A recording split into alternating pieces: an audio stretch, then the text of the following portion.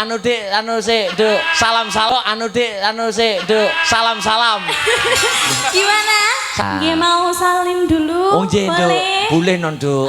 Yo ngene iki lho, wong sing ngerti tata krama unggah-ungguh sopan santun subosita tata krama. Fokus karir, fokus pendidikan. Nggih. Ora sah nyontoh sapa-sapa, Nduk. Nyontoh Abah. Nah. Abah. Masya Allah.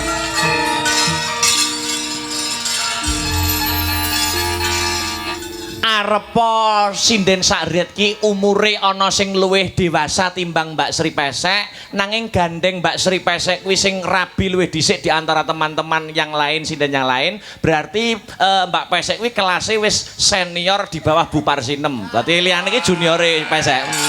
Kok iso kaya ngono? Kok iso kaya mangkono?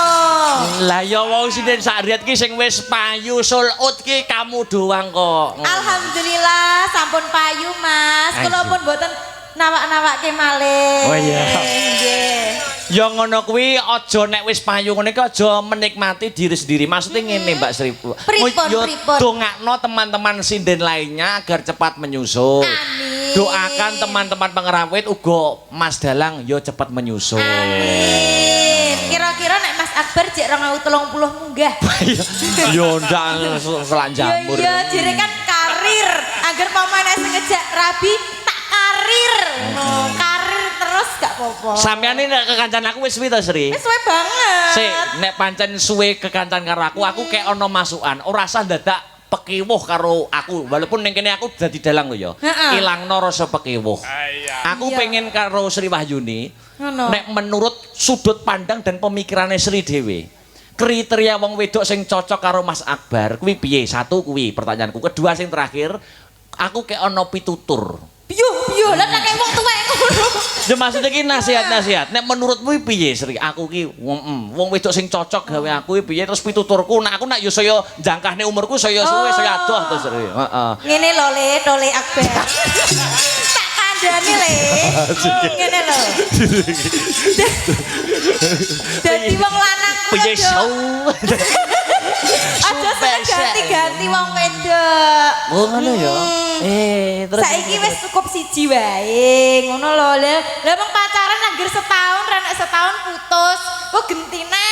Wis setahun putus. Lah kapan entuke? Loh, pacaran itu kan masa penjajakan. Kaya ngopo to sudut pandange? Kaya ngopo to pemikirannya? Oh, berarti kudu dijajal. Dijajal sudut pandang dan pemikirannya, Sri. Mergo wong urip utawa wong rabi kuwi ora mung sedina to. Ning sepisan kanggo selawase. Ngono. Aja to kok setahun aku pedhot. Wong pacaran 2 minggu aku tahu. Lho piye? Angel wis angel. 3 dina ya tahu, 7 dina tok ya tak dongakne muga-muga kabeh kanca-kanca sing durung rabi ya nang nemu jodone. Soale umur nek wis 30 munggah ki ya rada angel wisan. Oh ngono ya. Angel, Mas. Mergo wis zona nyaman. Wis zona nyaman soale. Ya gak apa-apa, Mas Heru jek enek sing luwih tuwa. Imbang ana katresnanku, Sri. Ya, ya. Saben dina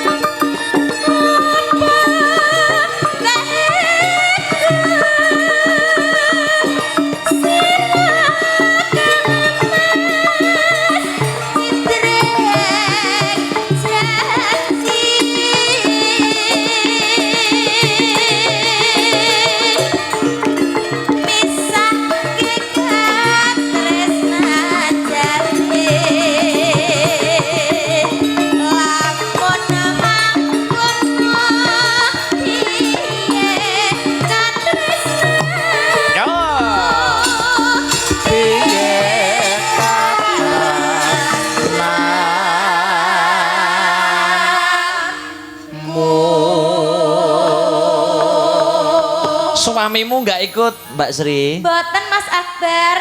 Ngaten iki berarti sampean nek ora ditunggoni anu Pak Su utawa Pak suami ngaten iki. Pak Su. Ngaten iki nganu ya berarti pun dibebaske pun diberi kepercayaan ya. Nggih, leres. Ya ngono, dijaga kepercayaan Nggih, itu. kula niku pun kulina ucul piyambak, Mas. Oh iya. Nggih, dari pacaran sampai menikah tuh sudah terbiasa kesana kesini sendiri. Nanti juga Mbak Sidan harus begitu ya. Iya, bener. Rukokno dombo gitu ya. Harus belajar mandiri. Jadi aja jaga anak bojone ya. Iya. Jadi aja kok mendino diterke ngono kuwi. Kudune ki mangkat dhewe. Ya toh? Sip Sri, kudune yo ngono. Kudune yo ngono. Lah iya sapa to?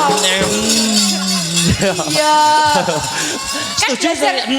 Mandiri kok ya. Mandiri. Betul Sri. Apa-apa kok aja wong lanang.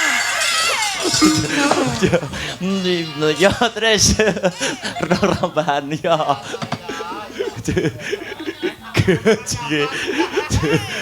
Oh. Ya.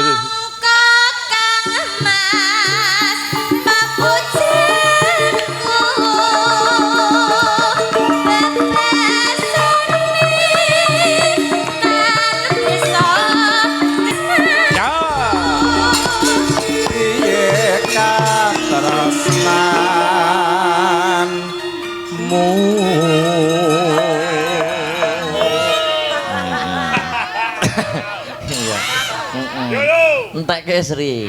Iya. Mangka kang mas pabujenku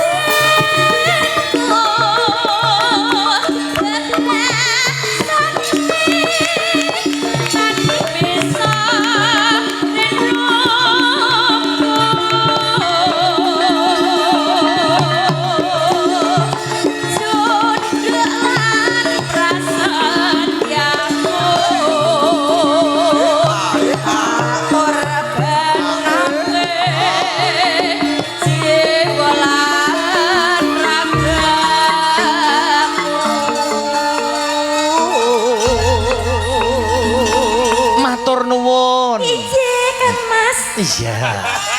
Mbak Sri Wayuni ingkang sampun ngaturaken tetembangan nggih menika imbang ana katresnanku. Iya, lho Mbak Sri kuwi pendidikane hebat luar biasa. Wong ternyatane ya S2. Ya, Jadi Sinden-sinden Astabrata iki yang hadir pada malam hari ini iki berpendidikan kabeh no. Ngono ya, Mak. Dadi ki wong wedok ki saiki penting nggayuh pendidikan. Wis to ayu senajan ora patiya ayu paribasane. Heeh. Senajan ora patiya ayu ning nek berpendidikan tinggi kuwi ki mesti wong nek nyawang ki mesti malih ketok ayune. Ngono. Kaya Mbak Sri pesek iki. Pamane nek wong sing ngarani Sri ki jane ndak tek ayu lho. Tapi upama wong delok pendidikan S2, akhirnya malah cemlorot sing dadi cahyane. Malah ketok ayune. Apa basane modern ya apa? Kok monyek to? Kecantikan dari dalamnya apa? Inner beauty lho. Yo. Ora ayu. Ya ora apa-apa. Lho upama nek wong sing ngarani ngono. Nek bareng ngerti, tibake S2. Akhire boleh ya. Oh, akhirnya dadi ayu. Oh, dak tamate bareng ketok ayune. Lho, wong nek pinter otomatis malah ketok ayune. Nek kuliah dadi ayu. Ya nek pinter, cerdas, wawasannya luas, kuwi mesti ketok mencorong ayune. Amin ya rabbal alamin. Ngono lho. Oh yo pangkat tak lemayu nyatane yo upamane sinden liyane kuwi akeh sing ayu yo sing payu dhisik dhewe yo sampeyan lho. Ngono ya. Ya Mak. Makasih Mbak Sri Wayuni ya. Dilanjut terus kena. Ya, iki sing dianti-anti kudu dadi bukti, sing diantu-antu kudu lumaku. Ya. Iki saka kersane para panitia sing kagungan kersa. Iki uga awake dhewe selain nganti ya kuwi mbak-mbak kang sarta adik-adik waranggana. Ya. Iki uga adikku sing saka Kediri nek mboten klentu. Heeh, Dik Lintang uga dirawuhke. Diaturi jumeneng. Mangkono ya, Mak. Karep ben mecah sepining swasana no. Ya, mecah sepining swasana. Sepoti ngagemanu Mas Arya. Aja dipleroki bablaske praon. Mangkono ya, Mak. Maka Dik Lintang Kairo kula aturi jumeneng wonten ing pepanggungan, Dik. Ya, maka yuk irama seger.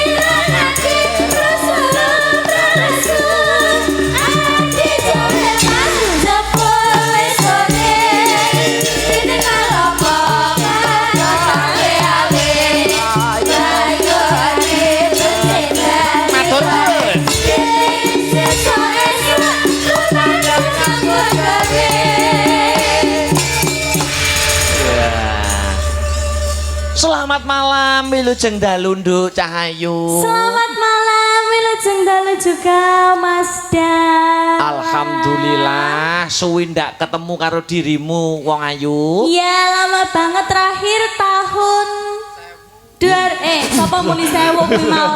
Wong aku sewu rong lahir kok ya. Pinten. Tahun 2025 atau 4 Mas? Wah, kula malah kesupen, Nduk. Oh iya, saking lamanya ya. Iya. Nggih mau salim dulu. Oh nggih, Nduk. Boleh no, Nduk. nggih. Yo ngene iki lho, wong sing ngerti tata krama unggah-ungguh sopan santun subose tata krama. Sampai kena nafas ki piye dalange iki. Wong kula ket alit niku nggih nderekaken jenengan nggih Mas Akbar. Masih ingat atau tidak, Nduk? Pertama iku nyusul Mas Akbar itu kelas berapa? Anu masih ingat ora? Masih. Kelas berapa, Nduk? Kelas 3 SD di Gor Kediri.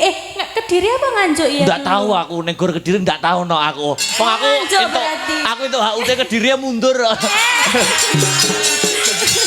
Iya, pasti kelas 3 SD nih Oh, kan kelas 3 nenek SD. jenengan nggih. Ya, masih ingat ya kelas 3 SD? Masih. Sekarang sudah lama tidak jumpa, sudah kelas berapa, Bu?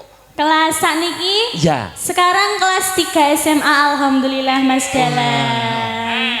Kelas 3 SMA ki ibaratnya wanita itu sudah masa pubertas, Duk. Iya, betul. Ibaratnya lagi wiwit-wiwitane seneng karo lawan jenis. Oh, gitu. Tapi sampean eman-eman karire, Nggih. fokus ke karir dan pendidikan dulu. Iya. Ya toh? Nek pesan positif dari Mas Akbar itu Apa? Napa?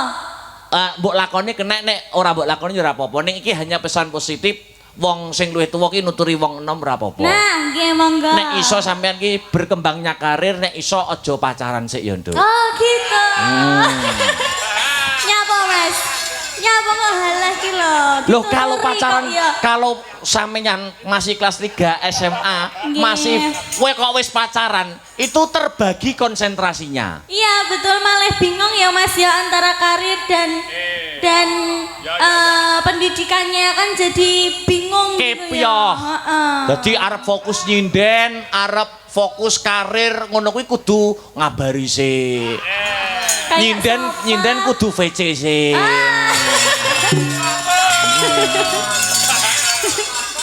Sapa ta kuwi? Kan harus ada masa ngono menjaga hati seorang ngono kan termasuk beban loh. Iya. Nah, itu harus dihempaskan jauh-jauh, fokus karir, fokus pendidikan. Nggih. Ora sah nyontoh sapa-sapa, Nduk. Nyontoh Abah. Nah. Abah. Masya Allah. Abah Akbar ya Mas ya. Jangan suwe ra ketemu dadi Abah saiki. Apa abuh? Anu Duk, wah tapi sampean yo perkembangannya luar biasa Duk. Nggih. Sampean ini dhisik pertama kelas 3 SD, masa Iya. baru sampean sak benik tek ngono lho. Nggih, jenengan. Saking cilik. Heeh, bedanya jauh kok Mas, aku dulu pundek kecil ngono. Wah jan cilik tenan kok Duk. Kayak adiknya yang di pinggir sendiri namanya siapa? Oh malah luwe Luwih cilik. cilik ya Mas Luwih ya. aku cilik ya. sampean ki. Sampean wi ning saiki perkembangannya hebat luar biasa. Alhamdulillah Mas Dalan. Mas Akbar itu selalu memantau perkembangan karirnya setiap sinden sopo-sopo. Oh gitu. Siapa saja ya berarti ya? Wabil khusus sampean. Oh sinden A ki ku karire saya apik. Oh sinden B oh karire saya apik. Termasuk sampean. Ngono ta. Alhamdulillah Mas Akbar. Yo anu Dik, anu sik, Duk. Salam-salam. Gimana? Salam-salam. Iya, alhamdulillah. Sakmenika saged sowan datang Dusun Depok ya Mas Dusun Dalan. Depok. Dusun Depok, Desa Sumberjo. Sumberjo. Kecamatan Gondang. Gondang, alhamdulillah. Kabupatene Nganjuk. Nganjuk. Ora lali aku no. Iya. 3 hari di Nganjuk Mas Dalang. Loh, iya dah. Iya. Masih dah. Hari ini sama jenengan. Besok tanggal 5 sama 4 kalian Bapak Kangko. Oh iya. Karena aku sik Duk ya.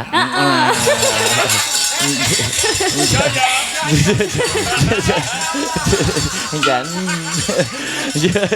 Nggih, saderengipun ngaturaken sugeng dalu kagem sedaya warga masyarakat Dusun Depok, nggih khususipun kagem sedaya warga perangkat desa nggih. Perangkat desa. Bapak perangkat desanya di sebelah sana ya Mas ya? Iya. Oh iya jauh sekali sugeng dalu Bapak Lurah, Bapak Kepala Desa. Desa Rawuh nggih. Rawuh tadi sambutan sore Nduk. Oh sampun, alhamdulillah. Menyapa warga masyarakat. Menyapa Mas, bejan dingin sekali. Panjenengan mboten kedinginan Bapak Ibu. Pon sangu minyak kayu putih to nggih? Minyak kapak? GPU? Paracetamol? Kok kabeh minyak merek minyak mbok sebutnya to, Nduk? Nah, itu kan kesehatan kan nomor 1 toh Mas Dara. Ambak jadi ambak gur nonton wayang iki kudu sangu minyak-minyak ngono Nduk ya. Iya Mas, aku juga. Loh. Jenengan juga harusnya. Mas Akbar juga. Heeh. Jadi ngaten iki nek dalang ngaten iki minyak-minyak apapun sudah sedia di tas. Bawa apa aja? Belum banyak minyak. Banyak. Wes aja Nduk. Kleru lho, Mas. Aku arep leko karo kowe wis cilik. Aja. Enggak. Wes, doa terbaik apa, Nduk? Doa terbaik ini bersih dusun ya Mas. Dusun apa desa nih? Dusun.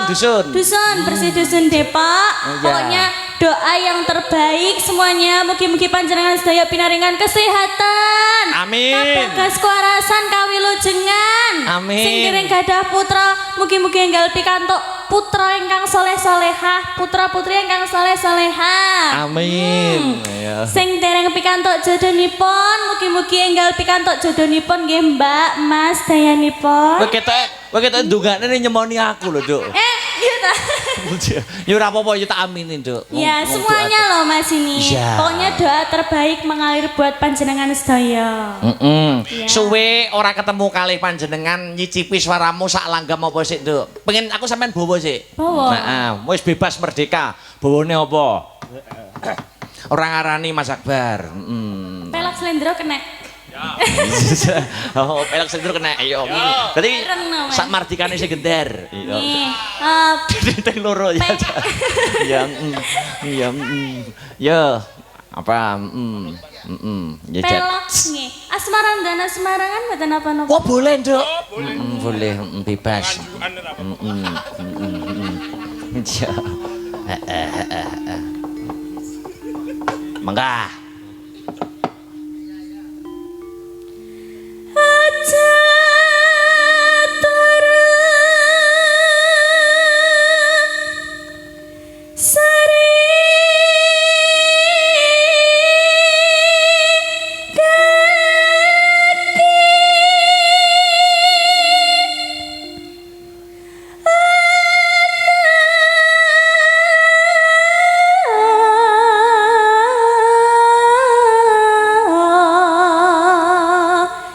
dewa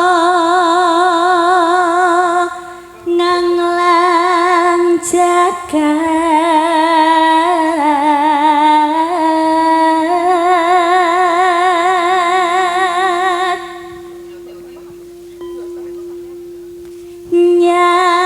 nyangking pekor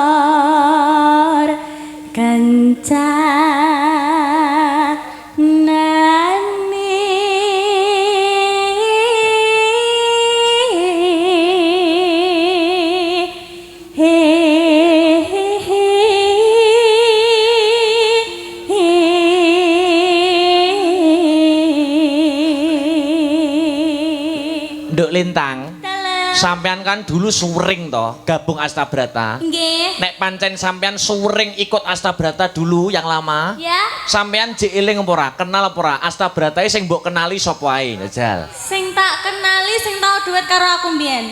Siapa namanya jek eling? Mas yang brengosen apa yang tumisan ininya itu loh, siapa namanya? Yang brewokan itu siapa namanya, Mas? Iya. Mas, nyawang aku ta, kok yo lali padahal wis tak sebut nih ciri-cirine. Salahnya rambut cukur, jadi aku eling. Mas siapa, Mas? Namanya aku lupa. Oh iya, Mas Tian. Ya, itu salah satu saya masih ingat, Mas. Oh, salah satu masih ingat ya. Nggih, Mas Tian. Mas Tiar sopone sing kenal Astabrata nek pancen deket karo keluarga Astabrata, sing kenal sapa ae? Mas Tiar 1, minimal 3 Jajal. 3. Mas. Dilarang sinden loh ya, dilarang sinden. Oh iya iya. Heeh.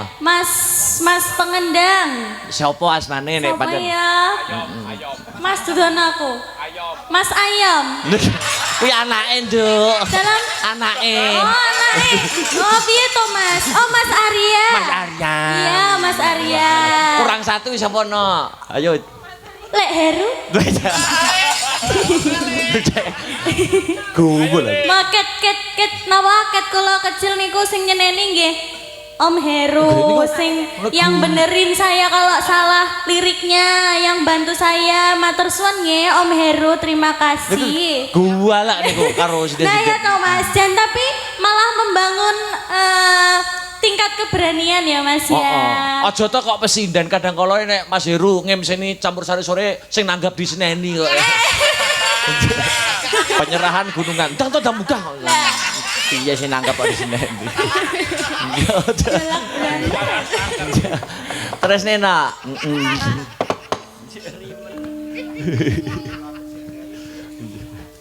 Isini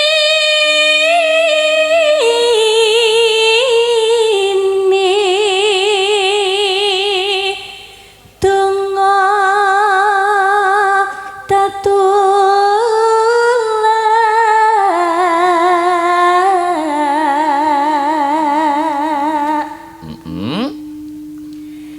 sandang kelawan pangan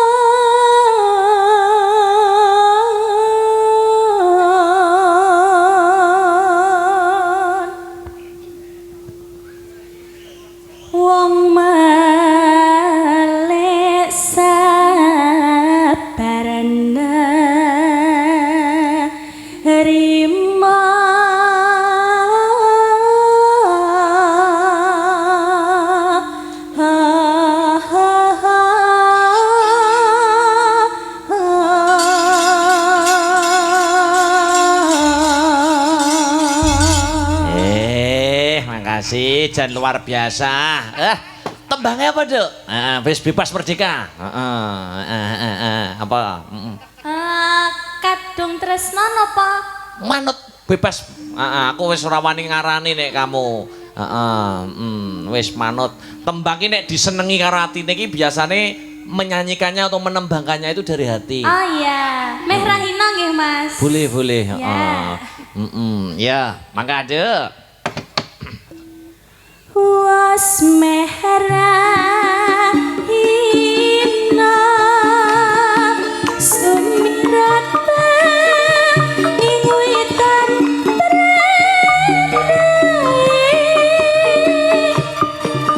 maratani wiwit mangkat anggarap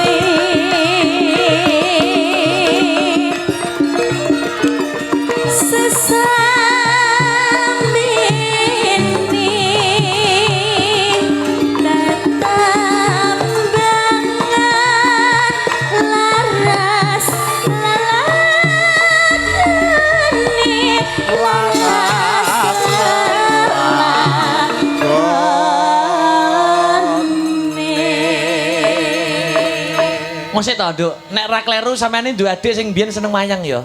Nggih, betul. Benar. Masih suka wayang atau tidak? Masih. Aku seneng saiki nek cah cilik-cilik demen wayang ngono. Alhamdulillah. Demen ngono lho, aku ora cah cilik demen wayang kan mesti tak tukokke, Duk. Oh gitu. Ora ketang wayang-wayang sapa sih. Terima kasih Mas Akbar. Sing penting ora njaluk sepeda listrik ya. Ya. Ya terus.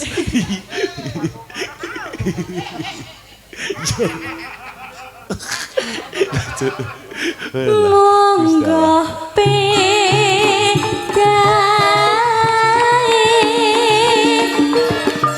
wancing undang tikam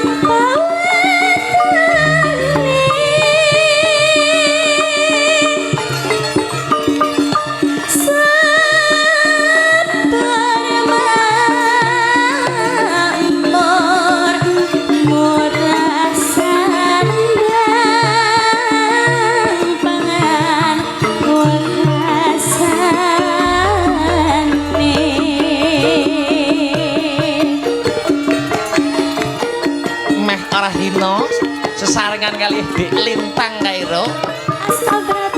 Oke. Atur dumateng sedaya warga masyarakat Depok. Dadya dusun ingkang gemah ripah lah jinawi. Ya. Oke.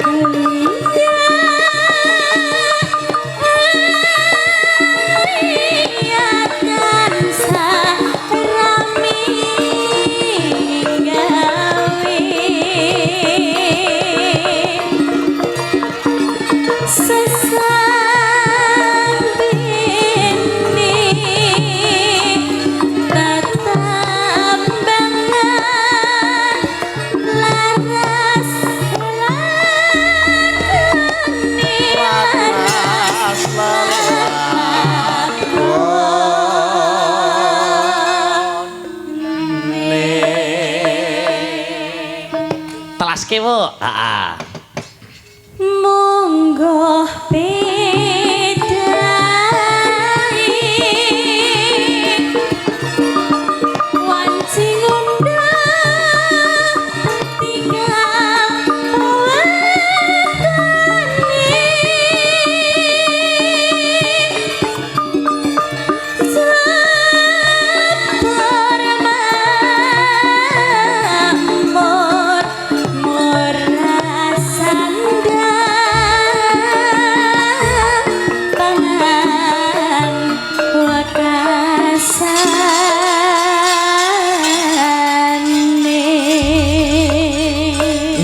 jangan duduk dulu. Iya, Mas Dara. Ini kita sebelum menaikkan nuwun inggih menika Pak Bayan Imam Siswanto, Bopo Jito, Kang Serto, Bopo Mujadi.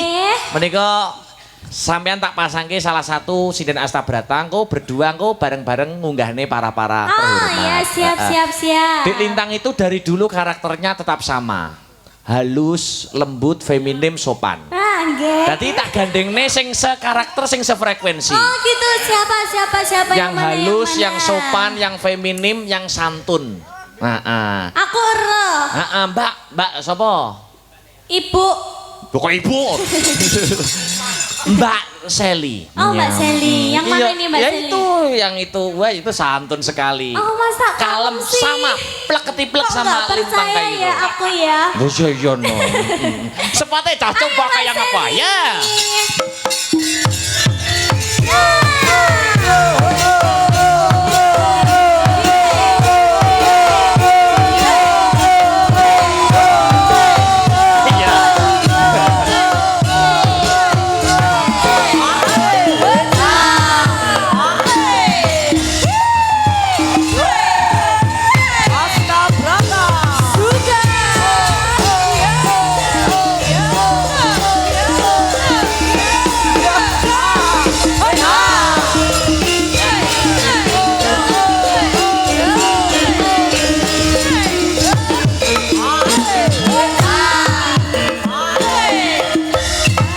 Ki Lintang opo Mbak Seli, selamat malam Mbak Seli.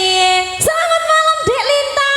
Gimana kabarnya? Alhamdulillah baik. Oh, iya. Lama ya nggak berjumpa ya. Lama banget. Sik ta wong tak lem santun priyayine lembut feminim kaya Lintang kok joget ngantek bedat kabeh wilanamu. Lho tenan. Lah kula Nek niku polah ya aja nemen-nemen. sing nggih Mas, bledeh. Lah iya to.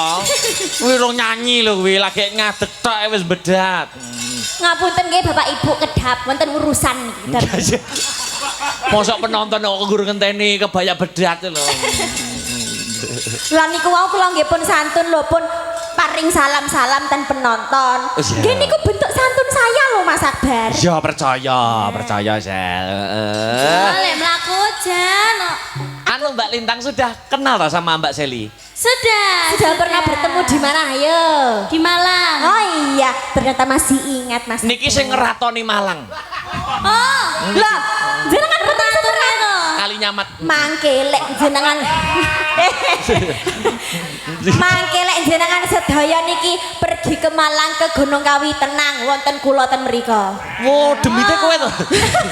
Kok tekan Gunung Kawi barang iki lho. Nggih kula niki tunggale, Mas. Oh iya, jan luar biasa. Tak sapa? Apa Seli? Kowe mbiyen cilikmu po ya sak Lintang ngono kuwi. Nggih. Oh, ya sama iki gitu. Kecil, imut, cantik kayak Dek Lintang. Kemayu ira. Kok bisa aku diwara kemayu?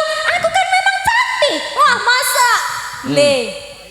Coba sampean lihat kecantikanku. Aku wedi matamu, Mbak. Loh, dilek cepet aku ki. Ini namanya mata yang lebar. Mana? Kamera mana? Mau lho. Ayo, Kamera. Koyok ngene coba kamera. Ini mataku. Ayo, ayo, ayo. Ini kanan mataku ngono. Lihat mata saya. Lihat mata saya. Kok malah kaya cempe to? Mata kanan, mata kiri. Mana mataku? Mana mataku? Wale. Ya apa? Masa aku kok. Wilujeng dalu, Seli. Selamat malam Mas Akbar. Semangat 45 toh. Semangat 45 spesial buat warga dusun Depok, Mas. Oh iya, Jajal sapa-sapa sih. Jajal, semangatmu kaya ngopo? Ngono ya? Heeh, itu penonton semono kae kok. Disapa dulu Mbak Seli. Heeh. Pak Imam ngelenting rokok. Cakep. Selamat malam warga dusun Depok. Loh, kok gak ana sing nyemauri sih Pak Bu? Selamat malam warga dusun Depok. Ya ampun kok ngemes yang sebelah kanan. Selamat malam Bapak Ibu. Yalah, luwih semangat sing kanan, Mas. Padha wedi Mbak Lembok plototi ngono. Lah apa? Aku ki semangat. Mataku ini punya bahasa cinta Dek Lintang. Piye? Setiap aku melotot kayak ngene iki. Nah, Lah ya kuwi setiap kuwi wong-wong wedi. loh, iku tanda cintaku. Aku melihat satu persatu warga dusun Depok. Jan kaya CCTV sing mlaku ngene-ngene. Iku saking cintane aku nang warga dusun Depok. Ngono lho. Kuwi bahasa cinta ya. Bahasa cinta, Mas. Saiki Lintang sama Mbak Seli mendampingi para-para ya. Boleh. Nah, niki kula aturi minggah mboten ngira-ngira raos pakurmatan kula, Bapak Jito, Bapak Mujadi, Kang Sarto, Pak Bayan, Imam Siswanto kula aturi minggah wonten ing sasana budaya. Ayo. Iya, monggo Bapak Duduk. Jito. Ya. Monggo katuran minggah.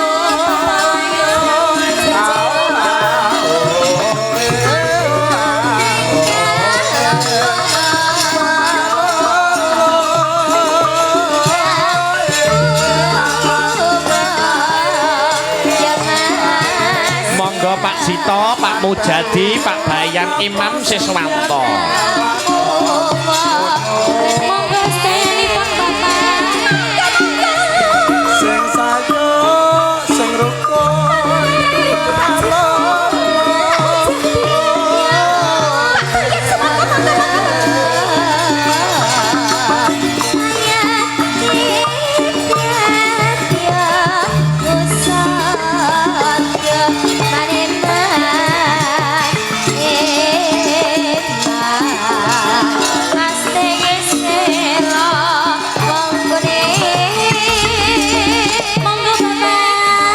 Bapak Jito. Mohon sedayanipun. Pak Jito, Pak Mujadi, Pak Bayan, Imam Siswanto. karo cita untune nyayotya narsane wah Gusti kasih kula Nika, nika.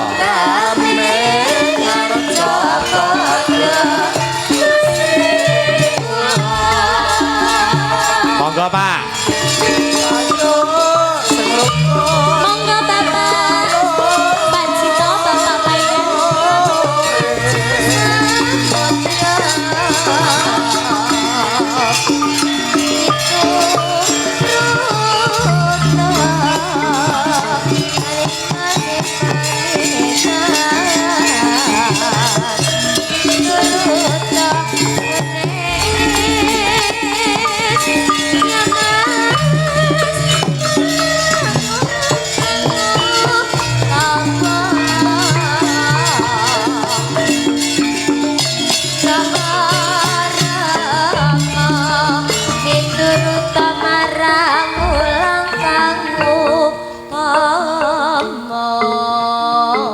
Dalu, Pak. Sekendalu. Alhamdulillah. Menika Dia Bapak. dia kem anu mike Pak. Mik-miknya. Mik-miknya. niki.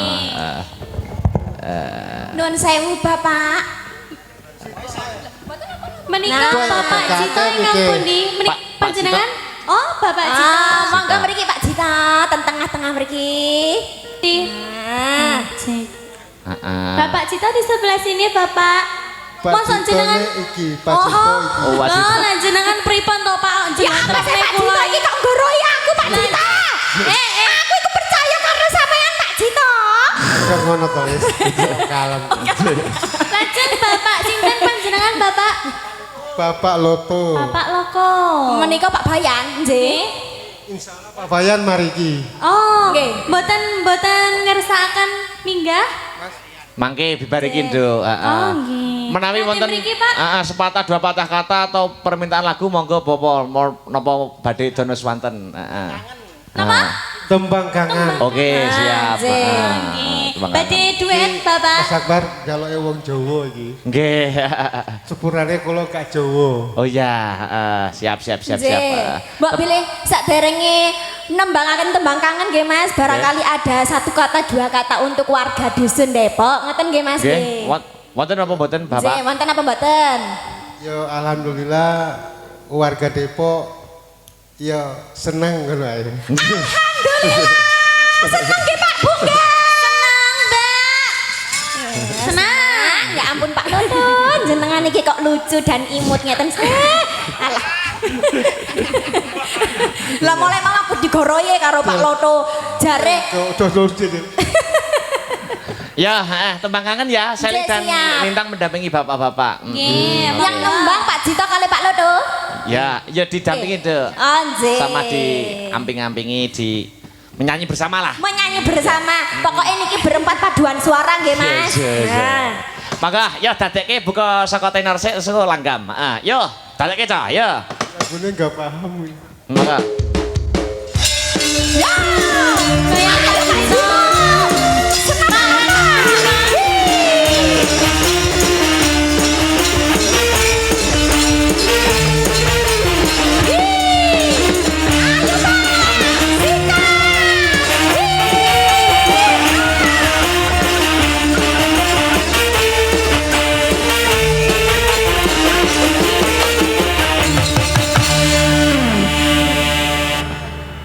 Wayah wangi hutan krimis sara uwis banyu kang tumetis dadi saksi kanggo nangis wong sing tak tresnani teka ninggalake aku. Ayo Pak Jito.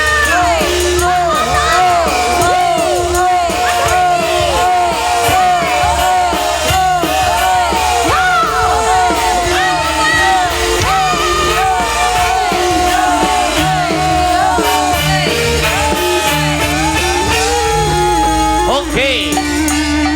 Wayah wangi hutan krimis sara uwis banyu kang tumetis kanggo ingkang nangis wong sing tak tresnani teka ninggalake aku sowan jroning uripku yen ora ono sliramu. Hey. Sumile angin tansah deket kamu rasa kang tak empet aku belar dadaku lewat tembang kangenmu kau bisa dadi tombol kangen iki tandamu yang rindu. Lanjut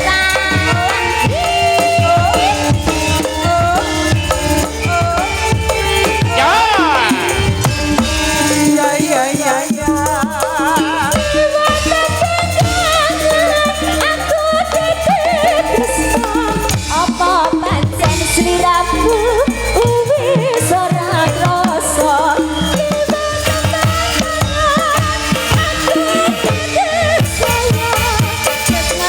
sliramu ora bisa ilang Apa ngerti, apa pancen wis ra ngerti satanane aku wong tansah dadi ngenteni baline meda mari sesamo lewat tembang kangen iki wujud tresnaku. ayo ya ayo Mas Eli astaga suka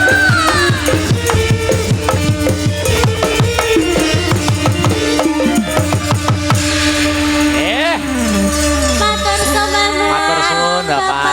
Nggih, nderekaken Bapak. Luar biasa. ya ampun Mas Akbar niku wau Pak Jito oleh nyawer karo ngeten tangane Dredeg Mas. disanding Dek Lintang Kairo matur nuwun sangat nggih bapak-bapak. Matur sembah nuwun. Mugi-mugi dilancarkan rezekinipun nggih Pak. Amin. Panjang yuswa sehat selalu. Amin ya rabbal alamin. Nah, saiki Dek Lintang duduk istirahat dulu. Iya, Sama Mbak Seli terima duduk kasih. dulu. Dilanjutke. Ya, Sapa? Iki isih ana akeh no pamundutan sing durung dipinangkani. Lah ya alon-alon waton kelakon. Gremet-gremet watone slamet, sareh-sareh watone pikoleh. Ya Mbak Yu Birgita Ayustiani, tak aturi berdiri ana ing pepanggungan, Mbak. Ayo, sepote cowok. Ya kowe. Hey! Oke.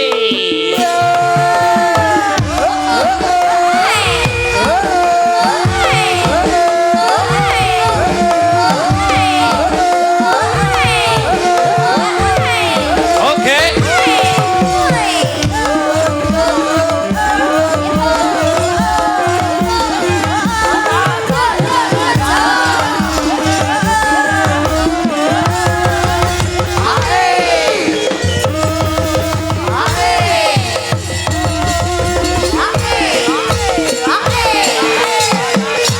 Wah, jan mecah sepining swasana. Ayo.